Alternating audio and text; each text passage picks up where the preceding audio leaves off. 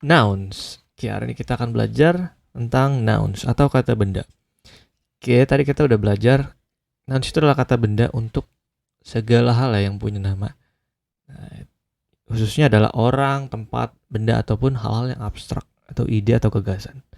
Contohnya kalau orang ya, teacher, doctor, Budi, Maria, friend. Kalau tempat, school, hospital, Jakarta. Kalau benda, book, computer, car, water. Kalau yang idea itu love, happiness, freedom, dan sebagainya. Kita masuk ke jenis nouns ya. Ada beberapa jenis nouns. Yang pertama itu ada common noun, kemudian ada proper noun, countable noun, uncountable noun, concrete noun, abstract noun, singular noun, plural noun, dan irregular noun. Kita mulai dari common noun. Oke, dari kata common. Common itu artinya adalah umum. Artinya adalah kata benda yang sifatnya umum ya. Dia tidak spesifik dan ditulis tanpa huruf kapital ya. Kecuali dia ditulis di awal kalimat. Contohnya adalah city ya. City itu sangat luas. Singer ya. Country ada banyak banget. Car ada banyak banget. Jadi dia yang sifatnya umum. Kebalikannya common itu adalah proper. Itu adalah yang spesifik. Ya, spesifik. Kata benda yang spesifik. Dan dia selalu diawali dengan huruf kapital. Contohnya kayak nama kota itu adalah Bandung, nama orang Taylor Swift, nama negara Indonesia, nama mobil Toyota gitu ya. Contohnya I want to buy a car. Ya, car di sini adalah common noun. Kalau kita ganti jadi proper noun, kita cari car yang lebih spesifik gitu. Contohnya I want to buy a Toyota. Itu baru proper noun. Kemudian ada uncountable noun dan uncountable noun. Dari artinya countable itu artinya bisa dihitung ya. Bisa dihitung berdasarkan perhitungan yang sederhana sih, nggak yang sampai melibatkan alat-alat yang canggih gitu ya, yang bisa kita hitung dengan jari gitu ya.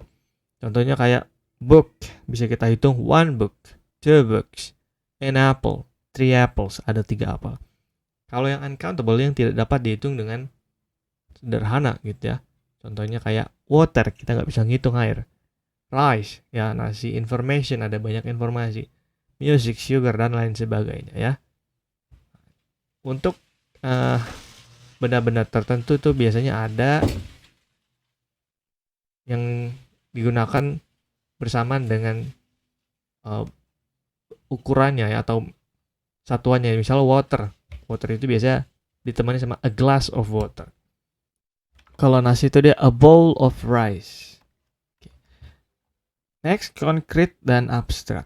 Dari katanya concrete itu kata yang dapat dilihat oleh manusia gitu, atau disense atau diindra oleh kelima panca indera kita. Bisa dilihat, disentuh, didengar, dicium, ataupun dirasakan. Contohnya kayak table, rain, perfume, dan lain-lain ya. Abstrak yang tidak dapat dirasakan oleh panca indera ya, yang ada di pikiran atau sifatnya mental. Itu ada love, ya, ada sadness, ada bravery, dan lain sebagainya. Kemudian ada jenis kata benda tunggal atau singular dan kata benda jamak ya. Mungkin teman-teman udah pernah belajar ketika kata benda yang singular menjadi plural, maka dia akan ditambah ya kan, imbuhan s atau es atau is, bergantung dari kata terakhir dari kata huruf terakhir dari benda tersebut apa gitu ya. Dan untuk menghafal ini satu-satunya cara itu adalah dengan terbiasa membacanya gitu ya. Kalau car itu jadi cars, student jadi students, kalau this jadi dishes ya, story jadi stories, leaf ya, daun itu menjadi leaves ya, F-nya berubah jadi V, dan lain sebagainya. Kemudian ada kata benda jenis irregular atau yang tidak beraturan. Kalau tadi kan tinggal tambahan s, es atau is. Kalau yang ini dia punya aturannya sendiri gitu ya. Kalau man ya singular diubah menjadi plural menjadi men gitu ya. Woman ya dibaca jadi women. Child jadi children bukan child. Person bukan persons tapi people. Food bukan foods tapi feet. Tooth bukan tooths tapi teeth. Mouse bukan mouses tapi mice. Goose bukan gooses tapi geese. Ya. Nah, tapi ada juga kata benda yang bentuk singular atau tunggal dan jamaknya sama. Itu misalnya kayak ship. Mau jumlahnya satu ataupun lebih, dia tetap ship. Ada juga their, fish tetap jadi fish, series tetap jadi series ya. Jadi satu-satunya menghafal ini adalah dengan terbiasa membaca. Nah, kemudian ada fungsi nouns ya. Nouns ini kata benda fungsinya sebagai ada dua, sebagai subjek atau pelaku atau hal gitu yang kalau bukan sebuah makhluk hidup atau yang sifatnya abstrak itu jadi pelaku. Misalnya the cat sleeps ya. Cat di sini adalah sebagai subjek. Maria is smart. Maria di sini sebagai subjek.